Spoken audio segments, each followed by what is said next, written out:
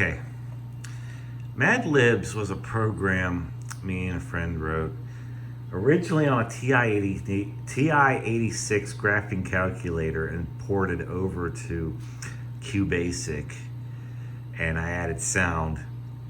And basically there's 4 to 5 lines are generated in here randomly, and they're mixed together, as you can see. And it's, some of the things are really wrong, so I'm gonna have to edit it. But yeah.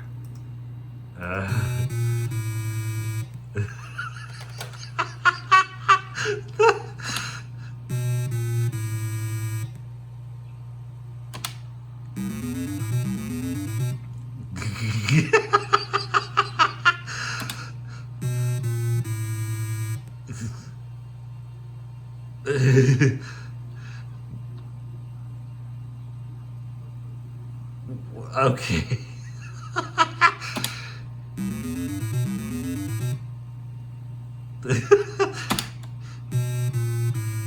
Yeah, you gotta watch out for me. I'm around the corner.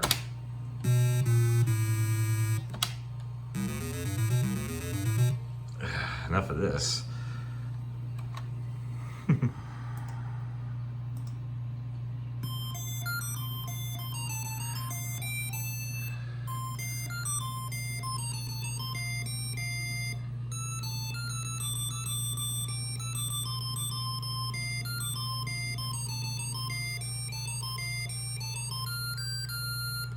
Cool.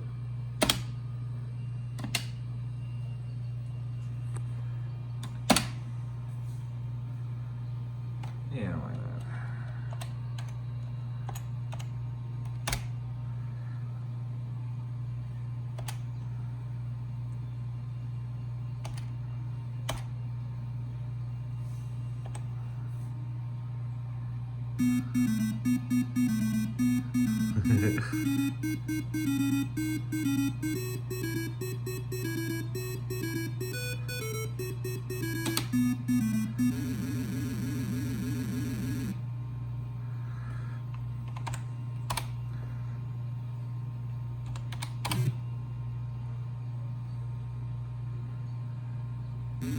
That's one strong banana.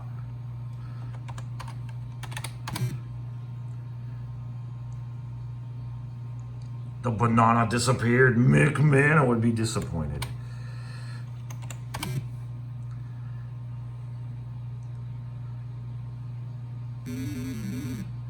Cool.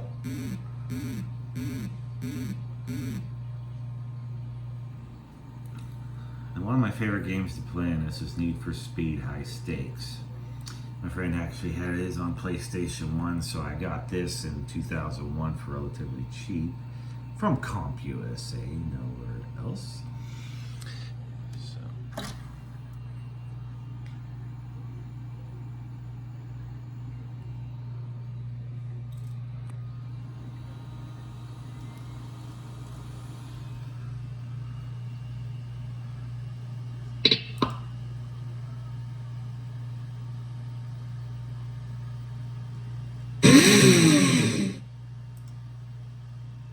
That was all loud.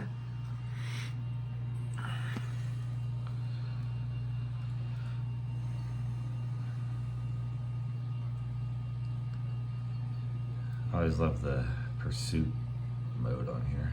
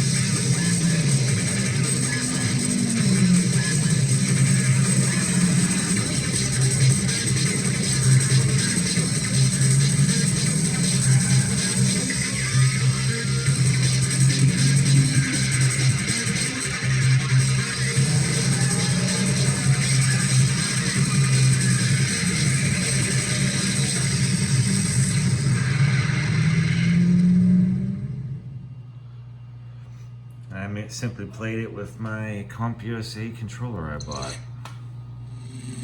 I already got the controller set up. It actually performs pretty well.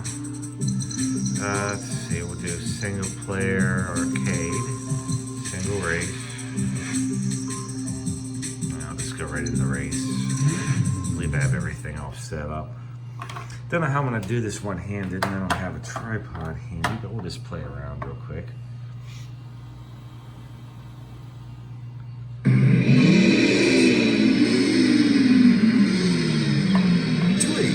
2, 1, go!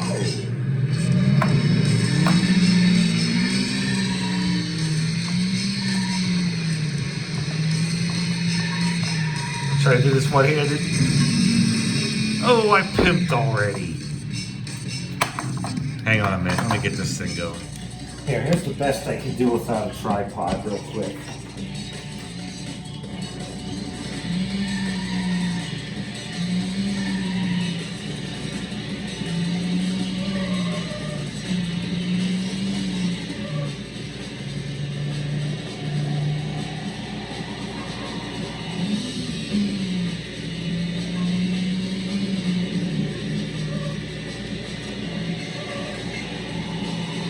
Running it at that 1024 by 768.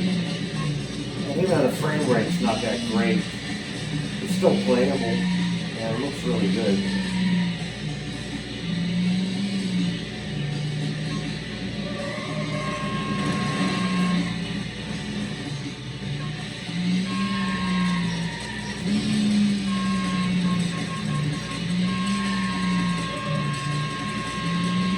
And this is a MIDI port controller. And Emerson, these cars do pimp. Look, sweet! Let me see if I can change cameras. I can't remember which button I got programmed for that. That's reset. I'll find it. Let's reset it. There we go, there's camera. I'll get it. There we go. My tire is always wobbly.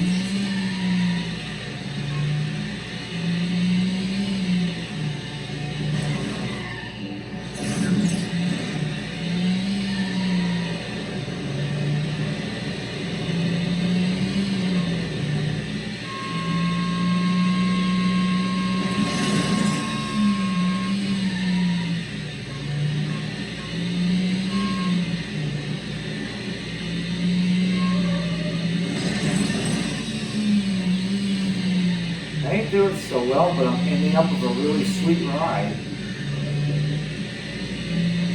I'm gonna run the hillside.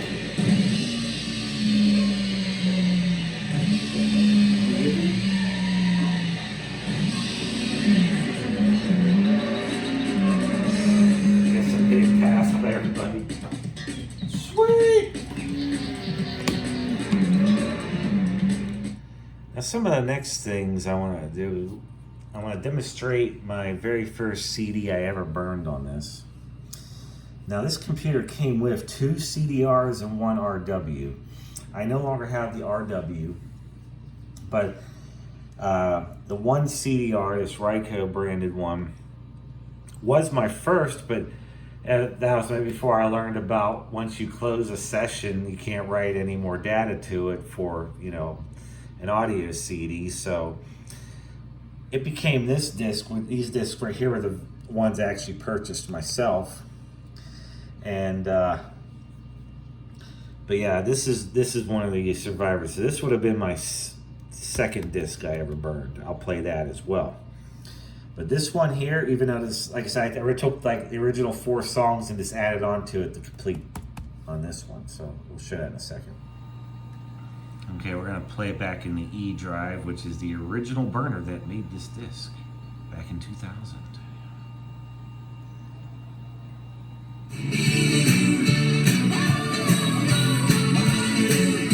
This CD was the first CD I ever made.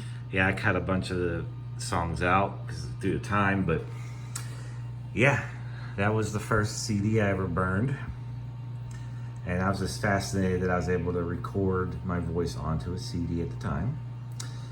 But it's also very quickly I've learned that CDs didn't all sound that great compared to a pure analog format of vinyl or cassette. That said, CDs sound far superior to anything compressed like MP3s or the like. But they just sound rather cold, and they tend to be lacking in the treble. And yeah, I've burned a lot, but the sound quality just does not compare to that of a pure analog format of vinyl or cassette, reel to reel. That's when I started to become, I mostly made these so I could play it in my CD player in my car at the time. But I was just grew very quickly, that's why I started to revert back to pure analog stuff and where I'm at today. CDs do sound far better than any compressed format like MP3 or anything, but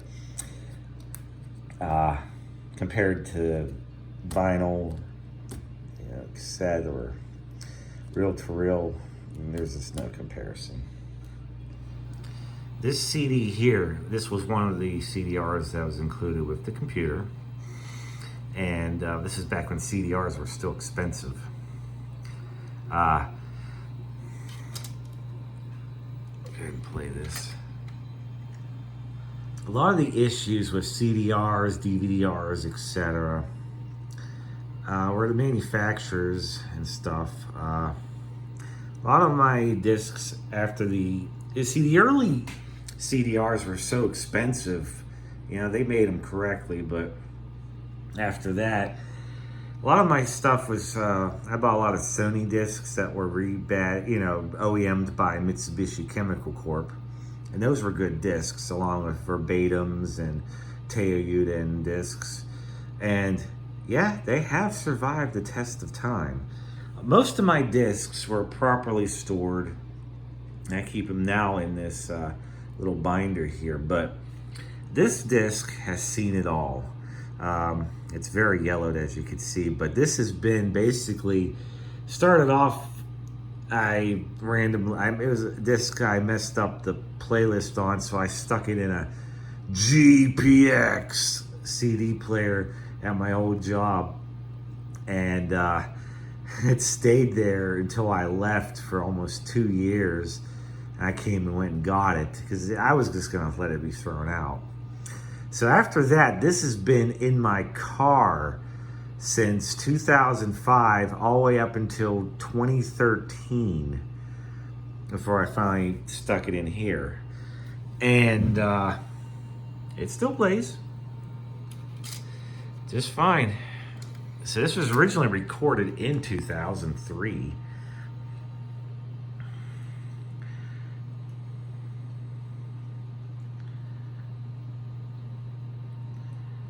It's detecting it.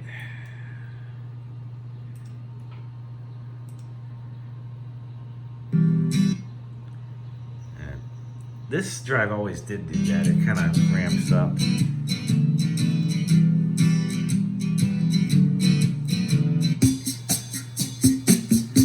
When I sat in my car, as before I had a garage, so it saw the extreme heat and cold. It still plays just fine.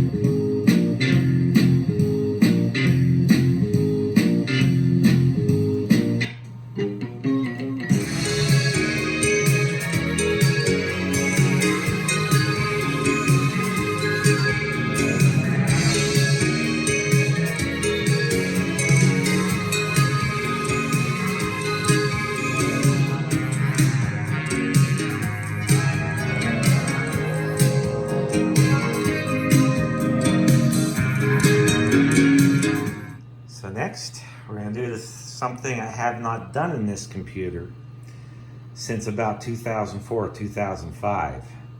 We're gonna burn a CD.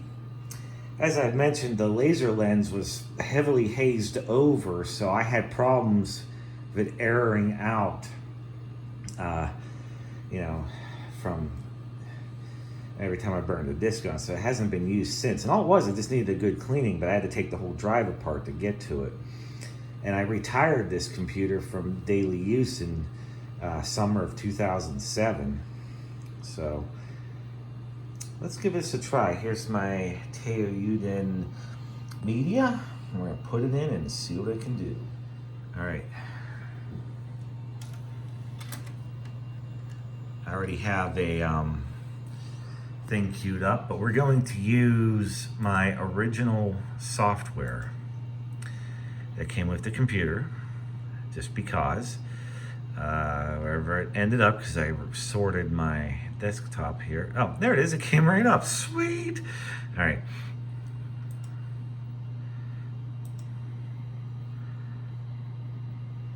So now we just do Control A, drag and drop down here.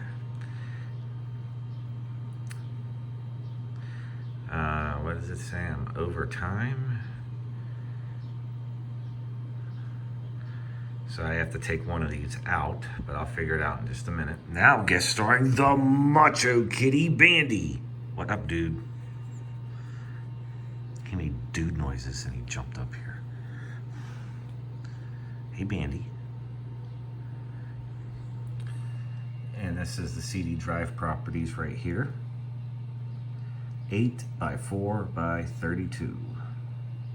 I did update the firmware on it. This is the latest firmware this drive can even support. I did that a long time ago, like decades ago. So it's so weird saying that.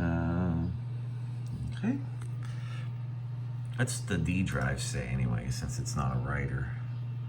I also believe I updated the firmware in that. 48X.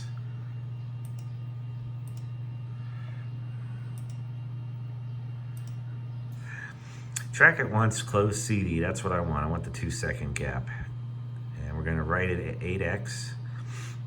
I remember when it did start to get dirty and was having issues, I had to keep backing the speed down until it was already down to 1X and it kept erroring out. So let's see if this fixed the problem.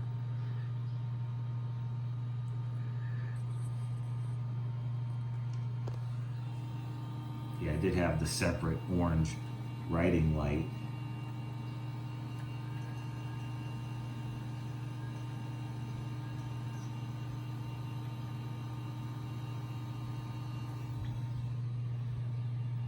It's working.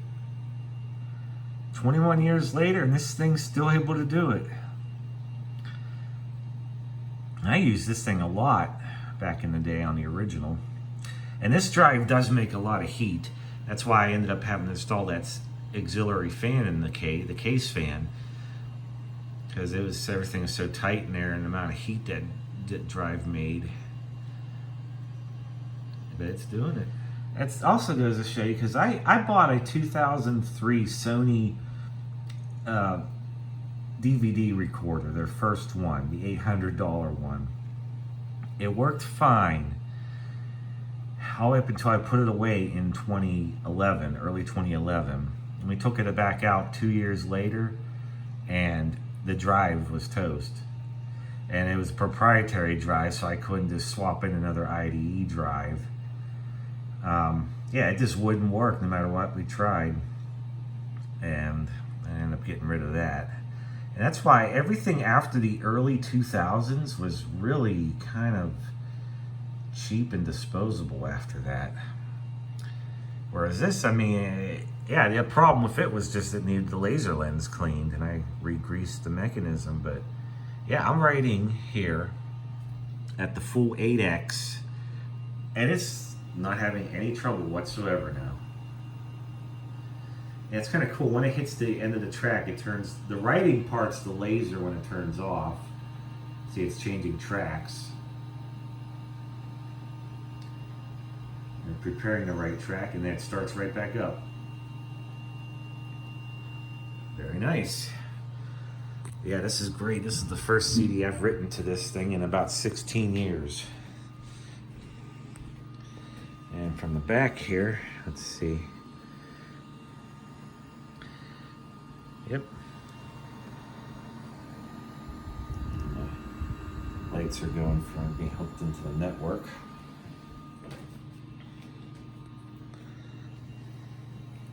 Yeah, this is great. So I'll come back after this completes recording and we'll go from there. Yep, just as I remember it. Yeah, it's getting pretty warm coming out the fan there. In fact, it has that thermocouple on it. So the fan's speeding up some up here. And the reason for 2 drives in this 8x4x32, the 32X was still pretty slow for a CD-ROM, and having the separate drive at 48X makes a big difference, especially when loading like Need for Speed or something like we showed. Doing pretty good. We're about halfway through, and it's written 8 tracks so far. That was the thing I remember, that little icon there doing that. I mean, after this, I shortly after got Nero, but I'm doing this because this was the original software I used on this computer.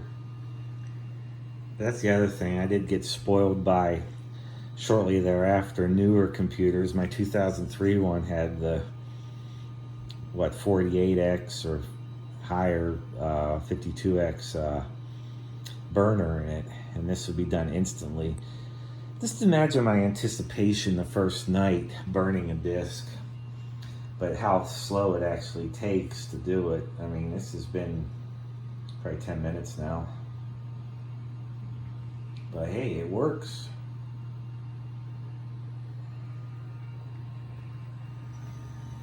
Yeah, you can always hear the laser start up when that orange light comes on. Okay, looks like we're almost there.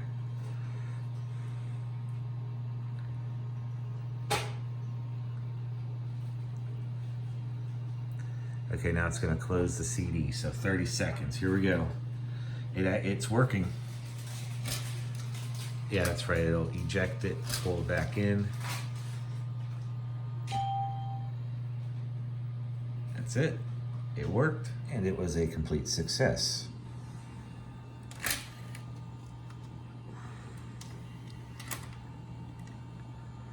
So got the original loading belts too. Just needed to clean them and the pulleys with alcohol, and it was fine.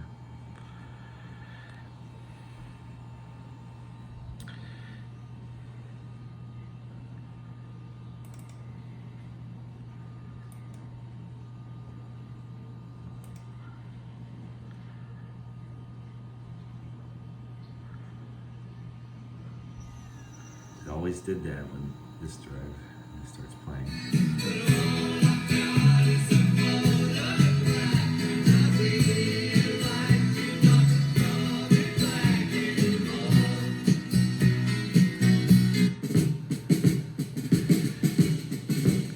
Ringo going on this one.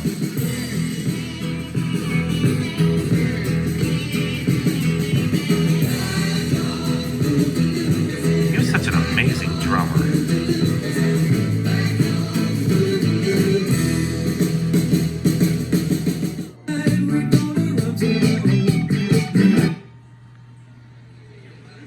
So now I'm going to show you something different.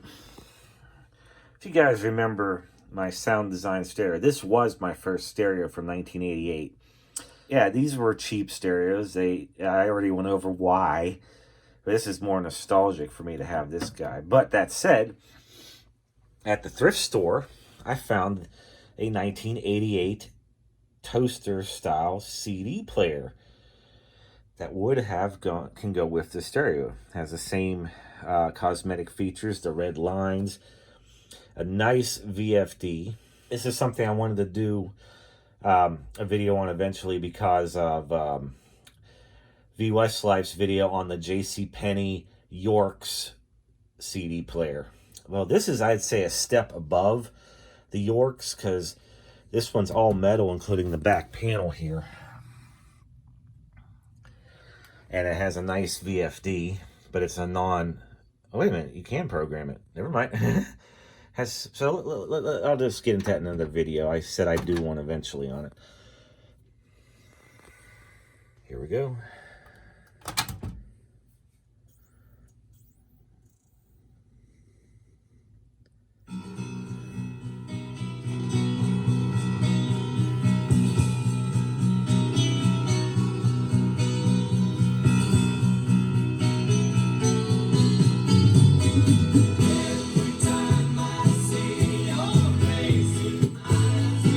Oh yeah, search. This one's made in Japan and works rather well.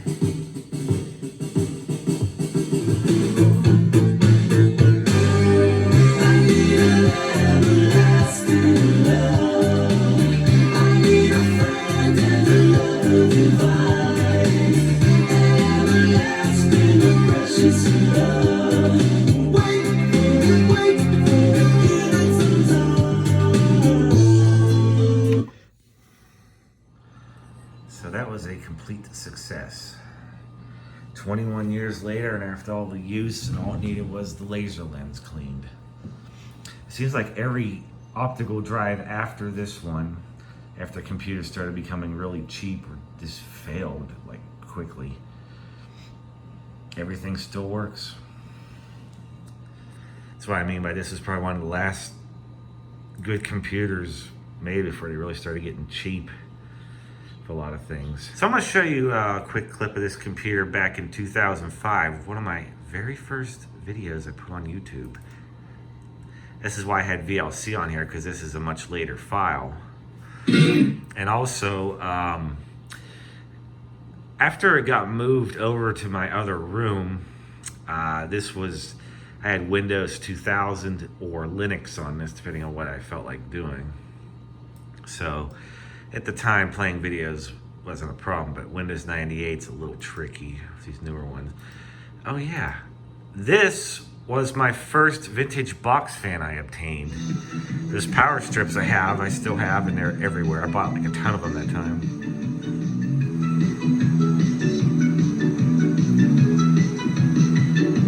Pretty much everything you had seen in that picture I still have. Yep, here we go.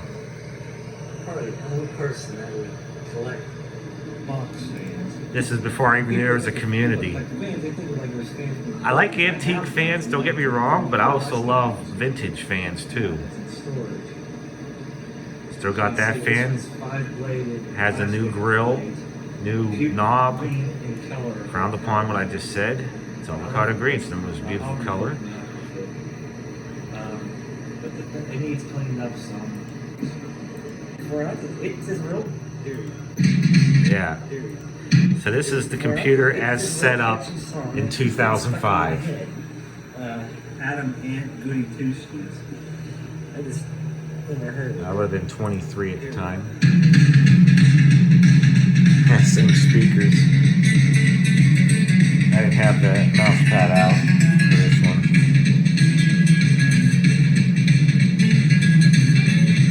Turn it off. Now it's quickly followed up by this video.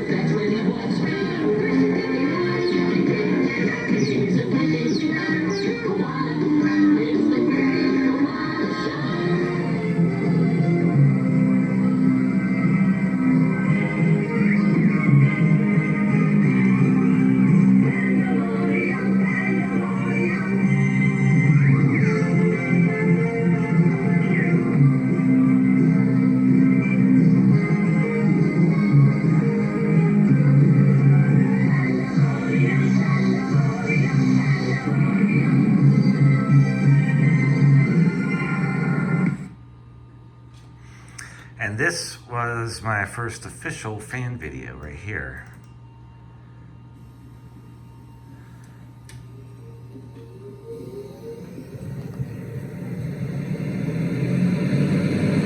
It's still mint in the box.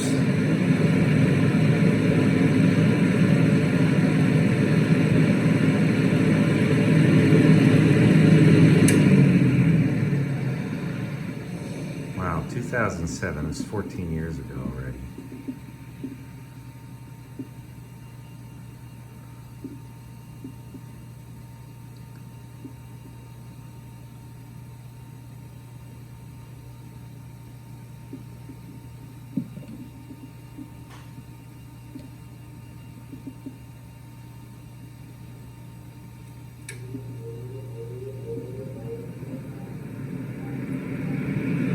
Yeah, the Lakewood P23s of all variants have like the best startup sound ever, in my opinion, on a box fan.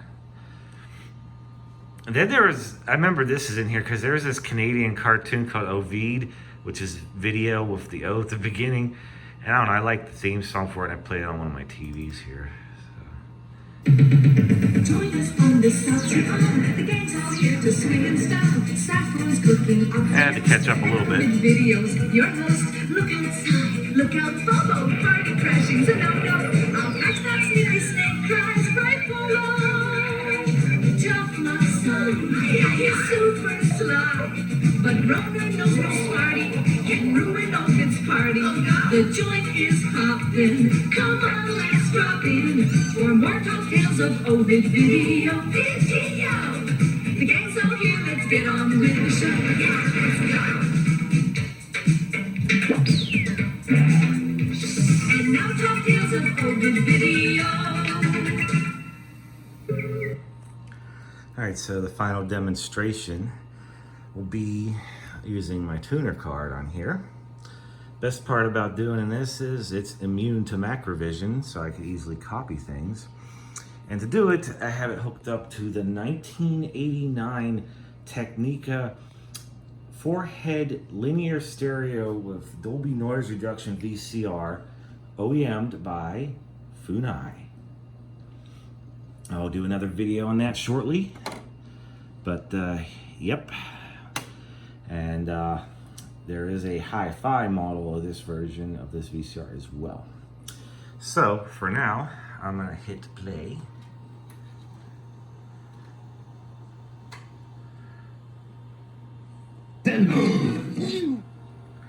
As you can see, that's forward search. Now hold on.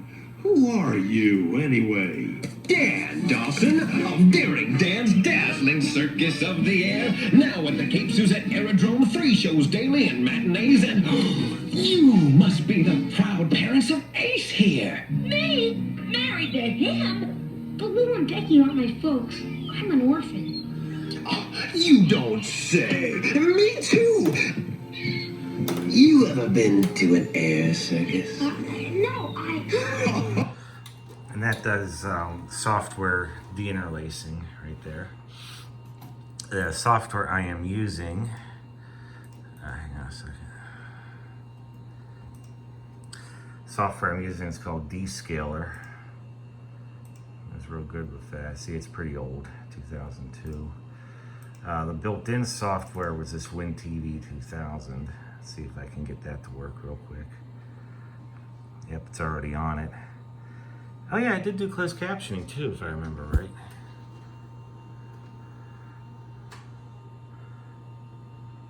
Wonder Boy, you haven't lived! On the house, you're a personal guest of Daring Dan Dawson. He's looking at you, Needs Ace. the adjustments done, it's a bit too dark.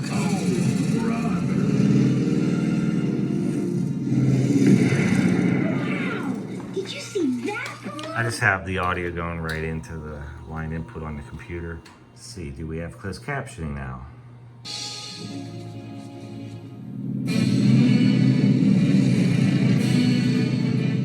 Oh, look! Yep. Those guys are good. Thrill.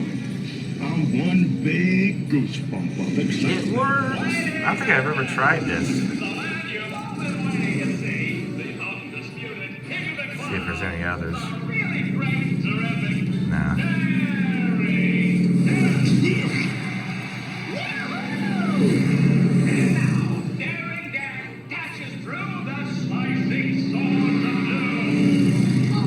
Man, what a pilot! He's gonna crash! I can. That's my bit. So now. Yahoo! You see that? That's nothing. Hey, remember when we lost both engines over Spango Bango and went into the dive? Ooh, 10,000 Good stereo separation. There was real danger. And now, virtual dub.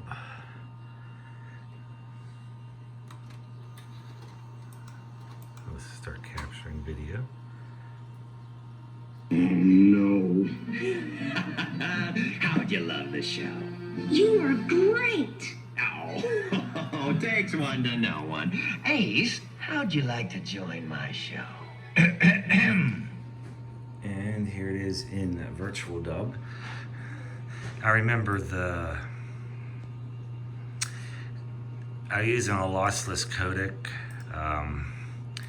at Huff YUV, and it does get perfect captures, but it won't play back. I just do that for raw video editing and stuff.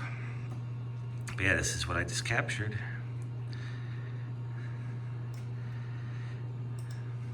So that should be it.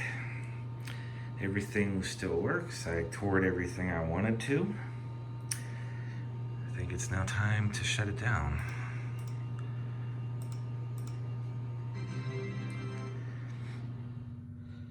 And here it is back in the closet. As right now I don't have any real good place to set this up. But hopefully it won't be in storage for 10 years again. But in the meantime, eventually I want to repair the power supply in that and get that up and running again, and the printer too, and give a demonstration of that, especially all the programs I wrote back in 1992. And there's this one program I typed in that was for a drawing program that you could also save your drawings to the tape. And I'd be interested to see what I did on there. It's been so long. So yeah. So thanks for watching, and hit like and subscribe. Special shout out and thanks to Liz and Maddie, our superstar patrons.